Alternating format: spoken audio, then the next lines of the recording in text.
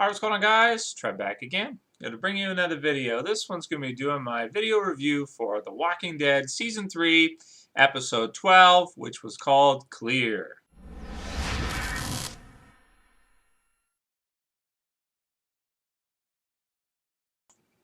And as usual, my reviews do contain spoilers, so anyone who has not seen the episode yet and is worried about it, please don't make me be the one to spoil it for you. Go ahead and click off, watch one of my older reviews, or whatever you want to do. So as we were kind of thinking, of course, Rick does return to his hometown, which, by the way, where is Rick's hometown? I don't remember. I don't remember the name of his town. I don't remember what it's called. But regardless, he does, in fact, return home. And the big reveal, which is actually within the first, 10 or 15 minutes of the episode, is that it is, in fact, Morgan who was shooting at him from the previews and everything like that.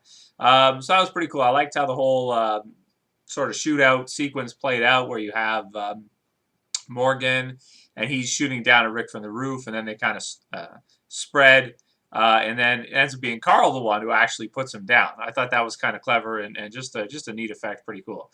Also, that he didn't kill him, which was good too, because then we get to actually find out what happened to him, get to talk with him a little bit and find out what's going on with him and is in his mind, and just who he is as a character at this point versus when Rick left him originally in season 1, which was very good. I liked how they handled it. I liked especially the scene with the walkie-talkies where at first it's like Morgan doesn't recognize Rick. People, what did he say? People wearing dead people's faces or something like that. Just something crazy that did not make sense whatsoever. And then, of course, he finally, with the walkie-talkie, is shown the walkie-talkie and starts to realize who, in fact, it is. And we find out that he actually was trying to contact Rick back, but just because of the distance maybe, or just did not functioning properly, they weren't able to actually get a signal to each other at dawn each morning. So that was kind of a good scene to kind of get to hear what happened with that, and that from Morgan's point of view too, and his perspective, he was trying to contact Rick too, and he just was not able to get through. Same with Rick each morning at dawn. So yeah, I liked all of that. It was really exciting the way he didn't know at first, what he was going to do and how crazy he was and how he was going to react, and then I was very surprised when, of course, he gets that knife underneath the bed and then charges Rick with it, and actually is able to kind of land a blow, stabs him with it. I was like, oh my god, that was pretty exciting when that happened. So now, obviously, it was on his left side, but it was more towards his shoulder than his heart.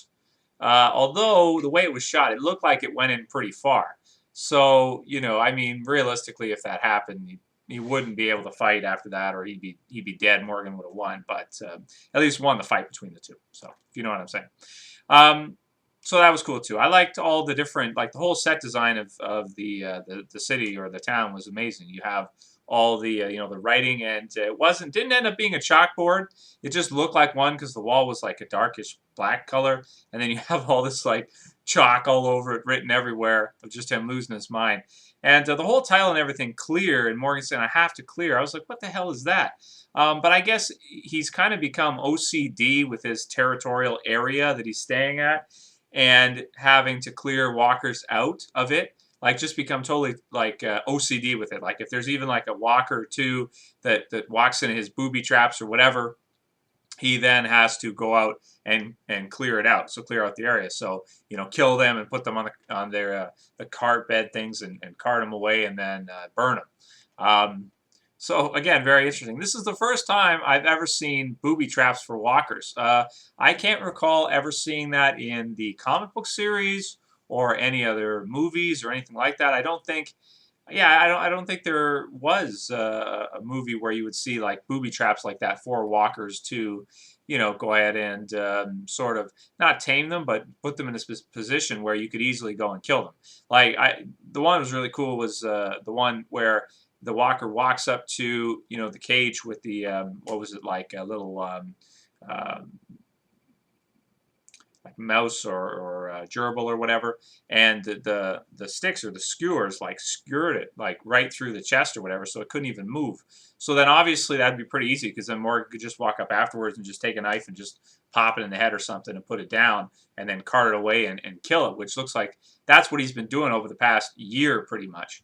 So that was all pretty interesting. Plus, too, as you saw, like I did see some different things in the wall. There's some interesting things that were written there. Like one of them said higher ground, art of war, obviously, strategy to essentially, for those of you who don't know what that is, it's a strategy of warfare where essentially written by Asian guy, Sung Shu or something like that. I forget exactly, but essentially what it states is if you're able to get the higher ground, so if you're able to get on top of a building or something like that, you have the advantage in war against people that are on a lower ground. And that mostly used to refer to hills and things like that. But of course, too, it applies in this situation to buildings because if you're shooting down, you have the advantage of gravity. Other people have to shoot up at you, and obviously it's hard to do that. So that was pretty brilliant too. How he just had everything laid out. Booby traps all over the place was crazy. I like the welcome mat one especially. I was like, wow, that's pretty brilliant. Now, what was that below there? I didn't really see too much. Was it just a hole, or was it like some kind of contraption or something? Just brilliant. And writing all over stuff. Really, really cool. Yeah, so really good. So we'll take it from the top. Basically, Rick, Michonne, and Carl see the random guy, which was in the sneak peek, just shouting and yelling, which ended up being really cool at the end where they're driving off and they see I guess his backpack or whatever. So they, instead of stopping to let him join them, they stop, they grab his shit, and they leave. It just goes to show how Rick has changed since the first season and how he's developed, knowing that you can't just let anyone into your group. You have to make sure that you know them first, or you can trust them, or give them some kind of a test. He still at this point even seems to just be starting to trust Michonne as well. That guy was funny too. The guy was running after them, especially the second part after they clear out the walkers in the area, and he's still going after them, yelling at them or whatever to try to get their attention and to have them pick him up and everything. So that was funny. Rick telling Carl to cover his ears when he shoots the walker. Obviously learned his lesson from the tank. Knows at this point that if you're going to fire a gun inside of airtight type of place, that you better cover your ears for sure. Let's see. So the station's all cleaned out. The writing on the walls and everything going through. Then there was the Predator theme song ripoff, which I'd have to say it was. Like when they first walk into the town, there's just like Predator music. I'm like, what the hell is that? It sounded almost exactly like the theme from Predator, I'd say. Which is funny because, I mean, is it a ripoff? You could say inspired by. That's what they say, right? Inspired by. It's a ripoff. Anyway, but it works. I mean, it's a great style theme, whatever. It wasn't exactly the same. They changed it a little bit, but it's pretty much the Predator theme. Let's be honest here. So Carl gets him. Morgan's revealed, awesome, he's alive, and then Michonne says, do we care? Rick's like, yeah. It was an amazing scene, very exciting. That was a goosebump type scene because we haven't seen him since the very first episode of the first season, so seeing him come back now, very exciting and very cool. A treat almost, very cool. Definitely a special episode that he's coming back and everything like that. Let's see, Morgan is stocked up with as many guns as you can imagine, more guns than more guns than there probably were in the town. Like just from people that are passing through, he would have probably done the same thing to them and just taken their stuff. If they would have fought back, he probably would have killed them and then taken their stuff with all the booby traps and everything. Would have been, he's obviously got the advantage. As long as there's not more than probably about 4 or 5 people, Morgan most of the time probably would have been okay to take him out. Obviously Rick's group is tougher and, it's not going to work that well against him. Finds the walkie-talkie, and then we find out about Dwayne turning and what happened with Dwayne. That was pretty touching scene where you see Morgan kind of describe what happened to Dwayne exactly. I don't think in the comic books, well, did they describe it? I don't remember. It's been a little while since I've read those chapters. I can't remember. I want to say no, they never described how Dwayne was bitten. Anyway, I liked how they handled Morgan overall better in the television series versus the comic book series. Finding out about Dwayne, what happened with his wife and all of that. That was pretty touching. Let's see. Michonne eating his food. That was funny. Rick, it's like, oh, so you're eating your food now? Yeah, I guess so. Then we find out Morgan has lost his mind. Rick gets stabbed. let's see, the walkie-talkie scene. After that, that was all good. Morgan didn't initially shoot his wife at the end of that episode. You know, so we heard the gunshot, but you know, we kind of thought like, no, he couldn't do it, and he wasn't able to, at least not at that point, not until she bit Dwayne, I guess. Let's see, Carl and Michonne find the picture. That was pretty fun too. The way that was kind of exciting, but at the same time, pretty brilliant. I never thought about using like gerbils and cages and throwing them in to lure walkers and stuff like that. It's just pretty brilliant. Okay, so then Morgan's saying that he has to clear, basically, and at first, like I said, I didn't know what he meant, but now I kind of do the OCD with clearing out the street, and then they take the supplies. And then Morgan stays there. So will we see the character again in the future? I don't know if we'll ever see Morgan again, and in the show again, if he'll ever come back.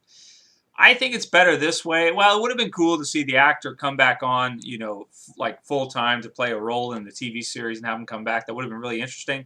But I don't think he can because I'm pretty sure he's in another show. I'd have to look that up online, but at least he was when they were filming Season 3. So it wouldn't work at that time.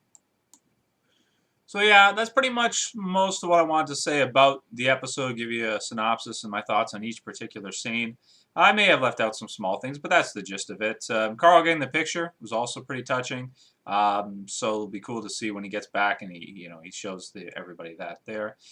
And I mean, overall, it was just really cool to see Morgan and what he's up to out in the world there. I hope that they revisit that eventually, but when they do, I mean, I don't really know when they would, in the story, go and see him again. Maybe if, Rick has to run from the prison and leave the farm or something like that, then at some point during Season 4 or 5, we might see him again. But I don't know if Rick really would have a reason to go back and visit Morgan. He knows he's crazy, right? He knows he's dangerous. He barely recognized him the first time, almost killed him.